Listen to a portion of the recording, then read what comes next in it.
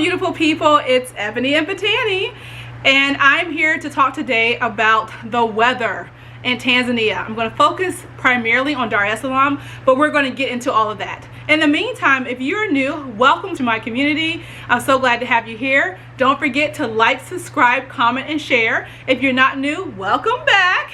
And as you know, here's my little disclaimer. My channel is about sharing all the beauty that Africa has to offer with the world, and I focus primarily on Tanzania, Zanzibar, and Eswatini. My channel is up and coming, and over the next series of videos, you will be seeing me map out everything that I have to offer, which includes services for you to either visit on a safari tour, to visit just as a vacation, or to see what Tanzania is all about, or to relocate. I have services available with a team of professionals, and we are here to be your premier provider of your African experience. So sit tight, look out for everything that I'm about to map out, and I'm so excited to have all your support and have you here as part of my journey. Let's get started. So what is the weather like in Tanzania? Of course, most people know that it's hot. I mean, it's, in Africa. But that's also kind of a generalization, because there are many parts of Africa that are actually located in the mountains or mountainous areas that are much cooler than some places even in the US. So that's somewhat of a generalization, but yes, I know as a whole, Africa is hot. But let's focus primarily on Tanzania and the major cities. So first, with Dar es Salaam. Dar es Salaam right about now has more of a tropical weather feel, where it's hot, it can get sticky. It's along the Indian Ocean, so you deal with humidity, and their winter is the opposite for the most part of the American winter. The average temperatures in Dar es Salaam don't vary a whole lot. It pretty much goes from around 85, 90 degrees Fahrenheit, which is warm to hot, to over 100 degrees. The difference is going to be, when it's extremely hot, when it's hot, and when it's their rainy season. That's pretty much the variation. So to give you a little bit more of a detailed idea, the warmest times of year to visit Dar es Salaam, Tanzania, are going to be January, February, and December. So let me look at my notes, because I am used to Fahrenheit, and I want to convert this to all of my followers that are used to Celsius, so that you have an idea. So the highs in January and February are going to be around 92 degrees Fahrenheit. That translates to 33 degrees Celsius. Temperatures rarely drop below 76 degrees Fahrenheit, which is 24 degrees Celsius. So that gives you an idea. I have to write this down because takes me a minute to do in my head. December, January, and February is going to be anywhere from like 101 to 110 degrees Fahrenheit, that's going to be around 37 to 43 degrees Celsius. The rainy season is going to be March, April, and May. So let's rewind a little bit and talk about the warm climate. I'm going to do another video discussing attire and what you should generally think about when dressing for Tanzania. But in this video, I want to focus mainly on the weather. So when it comes to the climate, it's going to really depend on your accommodations and your amenities. As I mentioned previously, air conditioning is not a standard in Tanzania in general. It just isn't. Now, Dar es Salaam, you're going to find more homes like that, because that is a city that is like the New York of East Africa. They have much more expatriates there. They have more foreigners there. So they have more of those accommodations available. Yes, it gets hot, but if you are in there when you have proper accommodations, or if you can just handle the heat, then you should be fine. But that's just something to think about. I come from a very hot climate place in the US. I'm in Texas, which is very hot, so I'm not as bothered by the heat, but I also am in air conditioning at all times. So like in the US, I go from my air conditioned home to my air conditioned car to an air conditioned building, so that makes a difference. And then when I'm in Dar es Salaam, it's the same thing. In Dar es Salaam, I go from my air conditioned house to my air conditioned car to an air conditioned building. It's not often during the height of the day or the really hot days that you're going to find me personally out in the local market or somewhere where there's not a lot of air conditioning, just sweating all day, because it does get so warm there. Dar es Salaam in particular is it feels a lot warmer because Dar es Salaam is a lot more congested, because about 10% of their population is in Dar es Salaam. It's the most developed area. It's where you find the most amenities and accommodations, so it's also very congested, and that congestion adds to the heat. Think of it in terms of like New York City, okay? I mean, that's also very congested in the US. That adds to the heat when you have a lot of people that are kind of piled into one small region. And another thing I remember is Dar es Salaam is one of the smallest mainland regions. So it's not very big to begin with, but again, it's the most developed. Most people will gravitate towards Dar es Salaam because it's a lot easier to live there and to acclimate in an area that has all the things that you would be used to from your home country.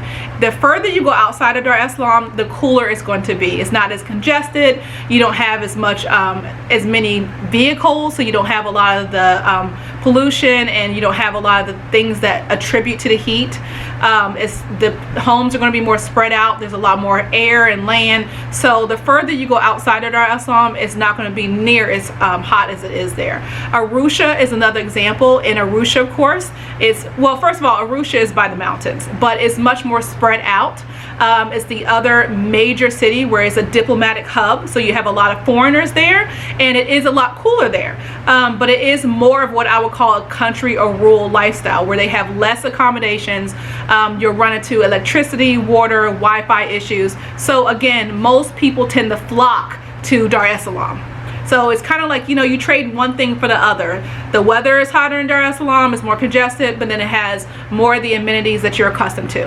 Arusha, for example, is going to have much better weather. The climate is much better. The lifestyle is much more laid back and slower paced, but then you don't have as easy of access to a lot of the amenities that you would find in Dar es Salaam. So you don't have as many options. They're there, but it's just not as many options. All right, let's talk about the rainy season. The rainy season lasts anywhere right around March until May. And the rainy season there, that I notice, unlike in the US where, you know, you kind of see the storm coming, like you see the clouds coming in and you kind of see, okay, it's about to start raining. Typically just out of nowhere, it'll just start pouring.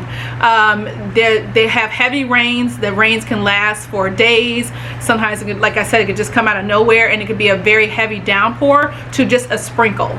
But with that being said, the infrastructure is not necessarily set up to handle a lot of rain just yet. I know they are definitely working on that, and it's getting a lot better, but in general, you're going to have a lot of flooding, so that's something to think about when you're there. You make sure you have your Hunter rain boots because it floods quite a bit. I'm going to actually insert a video showing you the flooding that they have there, so you can get a visual idea. But the rainy season can be an issue, which goes into your accommodations. You know, when you're doing housing or looking for housing, you need to make sure you're not getting something that is going to have a leaky roof, or you're not situated at an elevation where you're going to have flooding because you got the home or you leased the home during dry season. So that is something that you really want to be aware of, and those are all things that my team and I take into consideration when we are assisting our clients.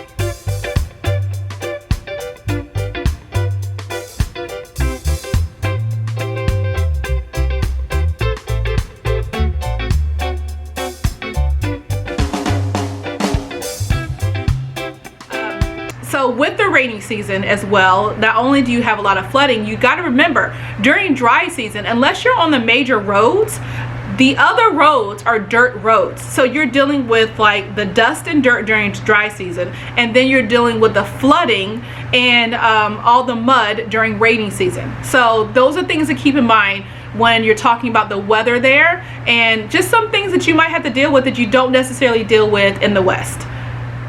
The short rainy season is November and December, and that's when you'll see like sporadic rainfall. You'll see, you know, some rain that happens just periodically out of the blue. I mean, when I was there last time, for example, it was like 85 degrees and it was beautiful, and then all of a sudden it just started raining out of nowhere, and it only lasted like 20 minutes. So that's the short rainy season. It goes from November to December, and then right after that is when it begins the hottest time of the year, which is humid and hot.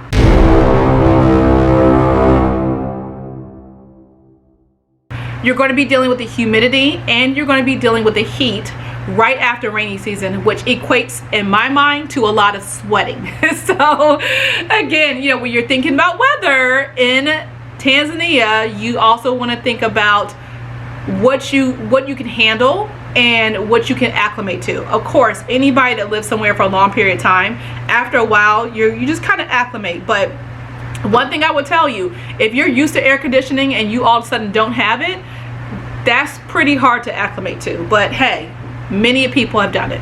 Now, it doesn't mean, because I know a lot of Tanzanians have brought up that, oh, you can live in Mwanza or in Mbeya or other areas, Kilimanjaro, and you don't have a lot of the issues that you have in Dar es Salaam.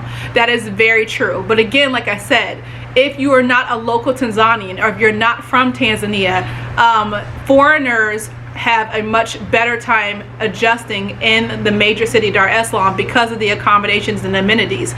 A lot of the accommodations and amenities that you get in Dar es Salaam, you do not get in the other cities. Yes, they have running water. Yes, they have electricity. Yes, they have Wi-Fi, but it is not reliable and it's not consistent. You can all of a sudden go without water for 2 days. You can all of a sudden not have electricity. You know, the Wi-Fi can be spotty. If you're someone that is moving to Dar es Salaam, or I should say, if you're moving to Tanzania and you're reliant on the internet because you have an online business, that is very, very important that you have reliable Wi-Fi. So that can eliminate some of these surrounding areas where the weather is better, because you need to have reliable Wi-Fi. Not only reliable Wi-Fi, but you need to have reliable electricity.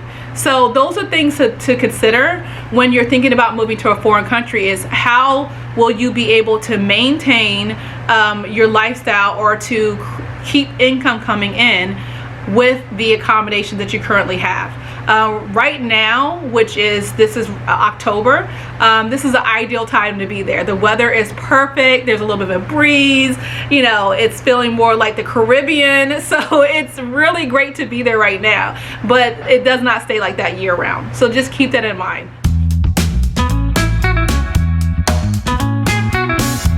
All right, so we have Millie Pooh here who wants to give her opinion about the weather, right? Yes. How did the weather feel to you when we were in Dar es Salaam? It felt hot and warm at the same time. Really? Yeah. Okay. What about at the beach? It felt warm. Warm? Yeah. How did the water at the beach feel? A little bit cold, but it was warm too. Yeah, the Indian Ocean is pretty warm, huh? Compared to the other oceans. Yes. Did you like the weather there?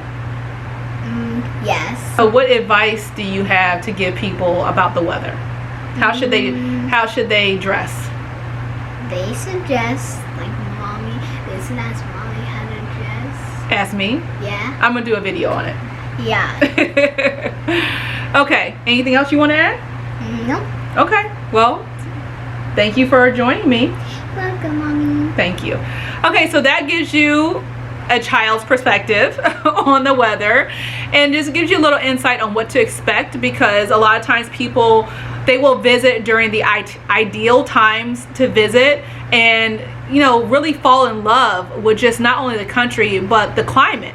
And the climate, you need to be aware, if you're going to stay long term, what to expect, maybe some items to bring, and to understand that if you're not going to have air conditioning, there's going to be a time of year that is going to be very, very hot. There's going to have a rainy season, so when you're looking for housing, or if you're even clothing, you know, keep that in mind, that there's flooding, that there is definitely a long and short rainy season that you need to be aware of that can cause some issues depending on where you live. And then there's a time of year like right now where the weather is absolutely beautiful and ideal. The one good thing about Tanzania is, again, it's along the Indian Ocean, so you have the beach, you have a lot of areas that you can live in that are close to the beach or close to the main expat areas like Oyster Bay, Msaki, where you can get great housing, great accommodations, have all those things that you would want, so that no matter the weather pattern, you can still have a you know, wonderful life and a great stay while you're there, so you can really enjoy all the country has to offer and not have to worry about sweating through your clothes, which drives me insane. So stay tuned. Like I said, I'm going to go into more details about some other areas of things that you need to consider when visiting or moving to Tanzania. I'm going to be rolling all that out for you guys. I swear, I feel like I cannot get this information out fast enough. I know you guys are like, some of you are chomping at the bit waiting to get the information, and I promise you we are working around the clock to get this to you, because I have everybody lined up ready to go, and we want to make sure that first we're getting you the best, most accurate, most factual information, so that when you're making these decisions, you're making them as an educated and very informed decision, because that makes a big difference. And we also want to make sure that you understand fully what it is that my team and I can do for you. So in the meantime, thank you for joining me yet again. Like I said, I have some more things in store that I am very excited about, and I'll see you then. Thanks, guys.